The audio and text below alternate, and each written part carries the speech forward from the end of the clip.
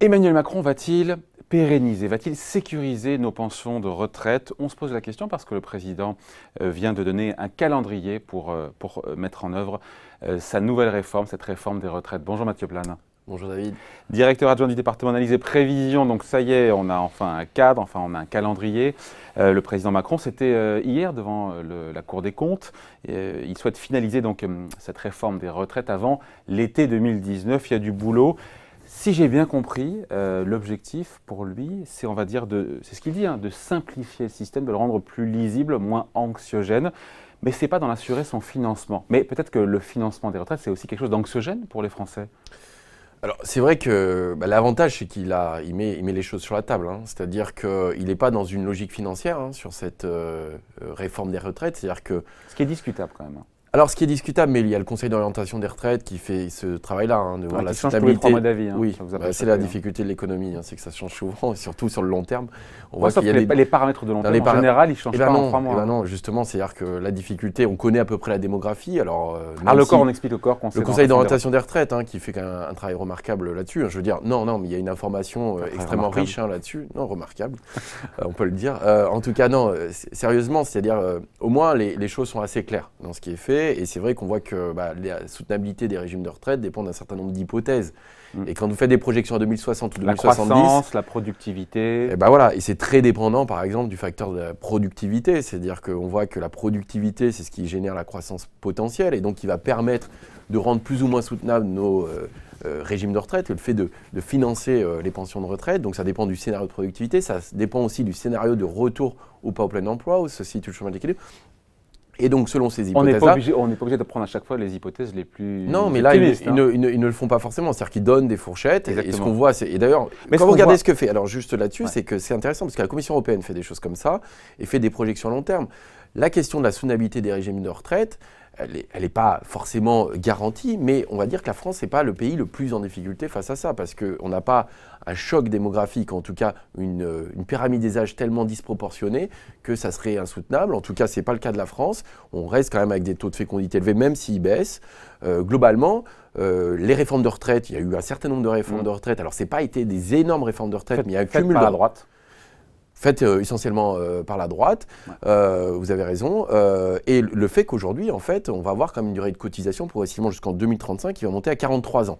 Il faut vous rappeler, dans les années, début des années 90, on était à moins de 40 ans, on était à 37 ans et demi et on est passé progressivement à 43 ans. Donc il y a eu pas mal de choses qui ont été faites.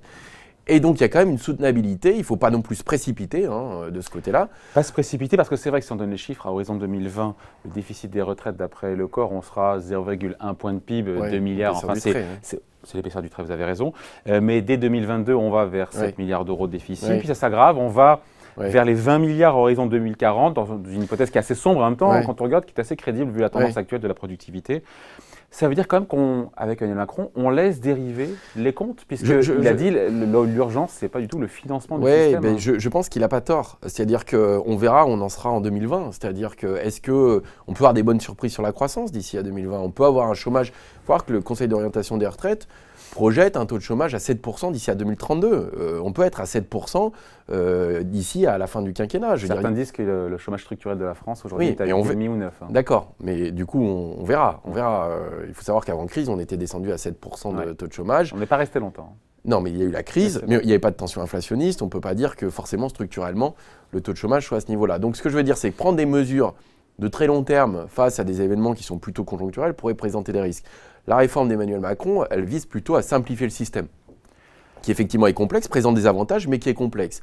Le fait qu'il y ait des régimes, il y a 37 régimes différents, et donc l'idée d'unifier des régimes permettrait de simplifier le système, sachant qu'aujourd'hui, il y a beaucoup de carrières qui sont hachées, avec des personnes qui peuvent être dans la fonction publique, dans le secteur privé, être aussi indépendants. Et donc ces multi-carrières, multi-régimes posent beaucoup de difficultés. Mais ce changement de régime actuel, où on passerait à un système 1 euro cotisé, donne les mêmes droits à tout le monde, c'est anxiogène, on ne sait pas trop comment on va toucher pour le coup. Non, c'est là la complexité, la difficulté, c'est la transition. C'est comment on fait pour passer d'un régime comme le nôtre, par répartition, avec effectivement une durée de cotisation, un âge légal de départ à la retraite, à ce type de régime par points, qui en fait correspond à peu près à ce qu'on a aujourd'hui dans les régimes complémentaires, sachant qu'il faut retracer des carrières. Par exemple, dans la fonction publique, il faudrait retracer la carrière et donc c'est extrêmement compliqué à faire. Et donc il va falloir, c'est vrai que même 10 ans, passer d'un régime à l'autre sur 10 ans, on parle à peu près de 10 ans, paraît extrêmement ambitieux. On pourrait imaginer que c'est seulement les nouveaux entrants qui pourraient faire ça, mais ça veut dire que la transition se ferait sur une génération entière. Ouais, donc il y a toutes ces questions-là. Et puis il y a la question effectivement que vous avez soulevée. Est-ce que finalement un euro cotisé doit donner les mêmes droits ? La question se pose par exemple quand on voit qu'aujourd'hui vous avez des avantages familiaux quand vous avez des enfants. Vous êtes une femme, et effectivement vous gagnez des trimestres de cotisation. On voit que quand vous êtes au chômage ou quand vous êtes malade, vous cotisez quand même. Donc la question qui va se poser, c'est effectivement, est-ce qu'on va considérer que ces avantages qui sont légitimes pour un certain nombre de cas, est-ce qu'on va être maintenus dans ce type de régime ? Bon, pardon de me focaliser encore une fois sur l'aspect financement, mais encore une fois, il a raison, vous écoutez, de ne pas repousser encore une fois l'âge de départ légal à la retraite. Pourtant, c'est le mouvement qui est fait partout en Europe. Pourquoi est-ce que nous, on s'exonère de ce que font les autres ? Alors, on ne s'exonère pas, premièrement, parce qu'il y a eu des réformes. On est passé de 60 à 62 ans. Ouais. La durée de cotisation va monter progressivement jusqu'à 43 ans en 2035. On est dans les standards européens ? On est dans... Alors, et ce qui est intéressant, c'est qu'il faut regarder les projections de la Commission européenne. On ne peut pas dire que la Commission européenne ne soit pas objective sur ces sujets-là. Et jusqu'à 2060, en fait, elle montre que les grands pays de la zone euro où la part des dépenses de retraite va le plus baisser, c'est en France. Elle parle à peu près d'une baisse de 2 points de PIB. Quand elle dit qu'en Allemagne, elle va augmenter de 4 ou 5 points de PIB. C'est-à-dire que le choc démographique n'est pas le même en France et en Allemagne. Donc les besoins, si vous voulez, d'allongement de durée de cotisation ou de report de l'âge égal ne sont pas les mêmes.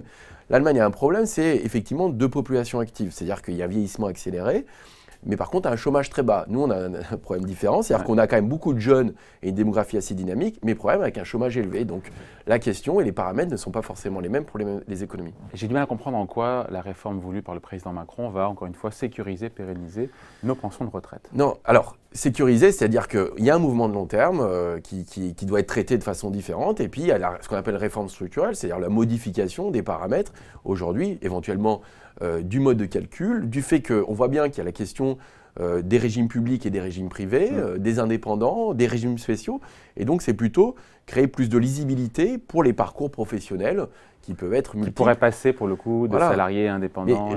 Et donc, il évacue en fait la question financière pour le moment, la question financière annexe. Selon vous, à juste titre ? Pour moi, il ne faut pas tout mélanger. C'est-à-dire qu'il faut expliquer clairement ce qu'on va faire et que c'est pas l'ambition et pas forcément de dégager des excédents budgétaires, mais de dire de modifier le système. Même si la France, quand on regarde le poids des retraites dans le PIB, est plus élevé que nos voisins européens. Oui, d'accord, mais la part, effectivement, du système par répartition est beaucoup plus élevée. Si vous regardez au Royaume-Uni, vous avez des fonds de pension, aux Pays-Bas aussi. La France a cette particularité d'avoir assez peu de capitalisation et d'être sur des régimes par répartition. Et voilà, c'est la contrepartie. Vous payez des cotisations, mais vous avez ce qu'on appelle une prestation différée, qui est la pension de retraite. Donc il y a des systèmes différents.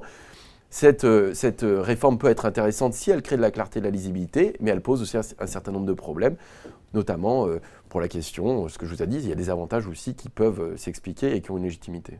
Bon, voilà, on en saura plus, en tout cas les consultations vont se poursuivre avec donc cette réforme qui a pour vocation à être votée donc avant mi-2019. Merci à vous, merci pour ces explications. Merci à vous. Tout ça est signé Mathieu Plane, donc directeur adjoint du département Analyse et Prévision de l'OFCE. Merci. Merci.